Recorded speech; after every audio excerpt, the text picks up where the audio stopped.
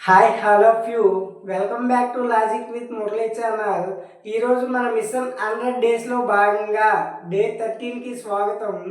ఈరోజు మనం RRB group డిలో జరిగిన 12/10/2025 షిఫ్ట్ 3లో జరిగిన కొన్ని ముఖ్యమైన ప్రశ్నలను ఈరోజు మనం డిస్కస్ చేయబోతున్నాం. మొదటి ప్రశ్నను గమనించినట్లయితే, రెండు వరుస బేసి సంఖ్యల లబ్ధం 1, 6, 3, 8, 3 వాటిలో చిన్న సంఖ్య ఏది అని అడగడం జరిగింది. ఒక్కసారి ఆప్షన్స్ని గమనించినట్లయితే 123 తర్వాత వచ్చే బేస్ సంఖ్య 125. ఇప్పుడు 3 × 5 15. కానీ మనకు ఇక్కడ చివరిలో 3 ఉంది కాబట్టి 3 రావాలి, అంటే ఈ ఆప్షన్ కాదు. తరువాత 125 తర్వాత వచ్చే బేస్ సంఖ్య 127. 5 × 7 35, అంటే ఇది కూడా కాదు. తరువాత 129 తరువాత 131, 9 × 1 9, ఇది కూడా కాదు. ఇప్పుడు గమనించినట్లయితే ఆప్షన్ డిలో 127 తరువాత 129, 7 × 9 63. Option D is the right answer. ఎందుకంటే ఈ చివరిలో 3 ఉంది, ఇక్కడ కూడా 3 వచ్చింది. 6 మంది పురుషులు ఒక పనిని 5 రోజులలో పూర్తి చేయగలరు.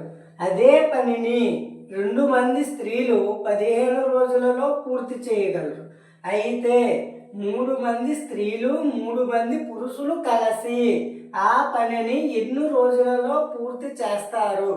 ఇప్పుడు గమనించినట్లయితే 6 మంది పురుషులు 5 రోజులలో పూర్తి చేయగలరు.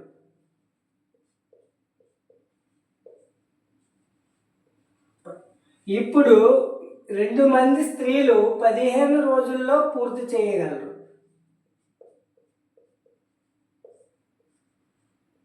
ఇప్పుడు ఈ రెండింటి మధ్య ఎల్సిఎం 30, అంటే 3 మంది స్త్రీలు 3 మంది పురుషులు మొత్తం 6. 6 5ల 30, కాబట్టి 5 రోజులలో పూర్తి చేయగలరు. Option C is the right answer. 2 సంఖ్యల నిష్పత్తి 7:8 మరియు వాటి గసాబా 32 అయితే వాటి గసాబు ఎంత అని అడగడం జరిగింది. ఇప్పుడు 7:8, వీటి ఎల్సిఎం 32. ఇక్కడ చివరిలో 2. 2తో పోవాలంటే మనకు 0 లేదా 2 లేదా 4 లేదా 6 లేదా 8 అనే నంబర్లు చివరి స్థానంలో ఉంటే అది 2 యొక్క భాజనీయత సూత్రం అవుతుంది. ఇప్పుడు గమనించినట్లయితే ఆప్షన్లో ఆప్షన్ సిలో మాత్రమే 2 ఉంది కాబట్టి option C is the right answer. 3 సంఖ్యలు 17:12:6 నిష్పత్తిలో ఉన్నాయి మరియు ఆ సంఖ్యల మొత్తం 1820. మధ్య సంఖ్యను కనుగొనండి, అంటే ఈ సంఖ్యను కనుగొనడం జరిగింది. ఇప్పుడు గమనించినట్లయితే 17:12:6 మొత్తం కలిపితే 30. మనకు 30 భాగాలను 1820గా ఇవ్వడం జరిగింది. అంటే 30 × 52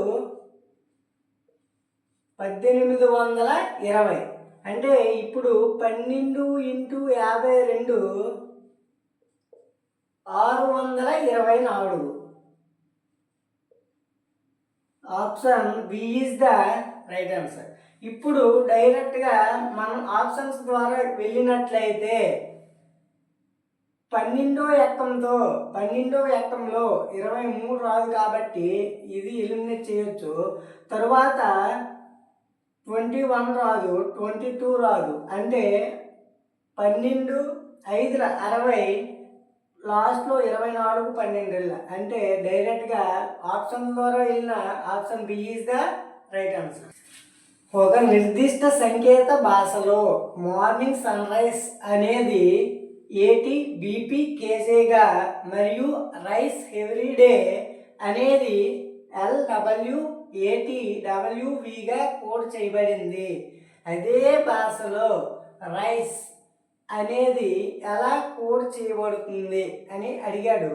మనం ఇలాంటి ప్రశ్న ఇచ్చినప్పుడు డైరెక్ట్గా క్వశ్చన్లోనే ఆన్సర్ చేయడం అనేది జరుగుతుంది. ఇప్పుడు రైసర్ అనేది ఇక్కడ ఉంది, ఇక్కడ ఉంది. అంటే మనకు రైస్ అనేది 2 సార్లు వచ్చింది కాబట్టి ఇందులో కూడా వచ్చే పదం 2 సార్లు రావాలి. ఇప్పుడు గమనించినట్లయితే ఎట్ ఏటి అనేది 2 సార్లు రావడం జరిగింది.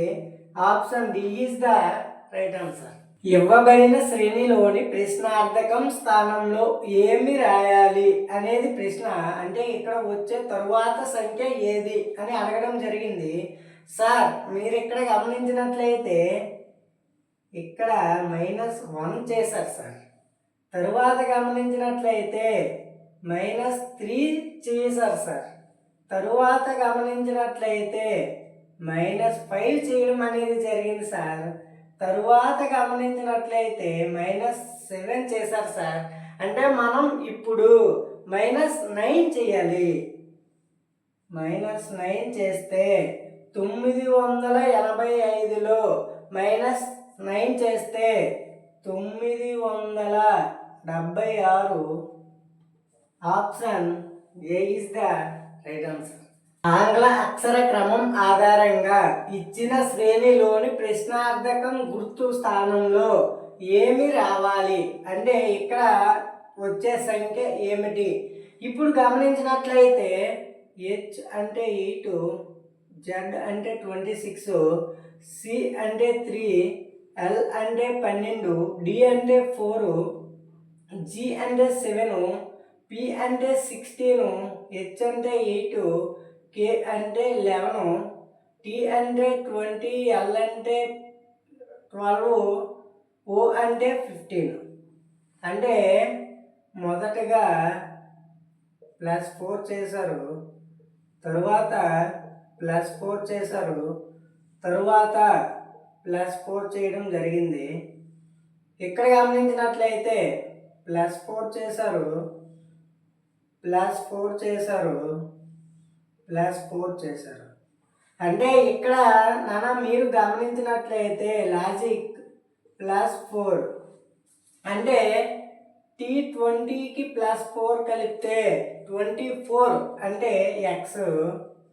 తరువాత L12కి 4 కలిపితే 16 అంటే పి. తరువాత ఓ అంటే 15 +4 కలిపితే 19 అంటే S. XPS. Option C is the right answer. ఒక నిర్దిష్ట కోడ్ భాషలో BIRDని 2739గా మరియు DRIPని 3978గా కోడ్ చేస్తారు. ఇచ్చిన కోడ్ భాషలో Pకి కోడ్ ఏమిటి అని అడగడం జరిగింది. సార్ దీన్ని సింపుల్గా క్వశ్చన్లో ఆన్సర్ చేయొచ్చు. కానీ కొందరు ఏం చేస్తారంటే ఇక్కడ బి అంటే 2 కాబట్టి ఇక్కడ 2 ఇచ్చాడని అనుకుంటారు.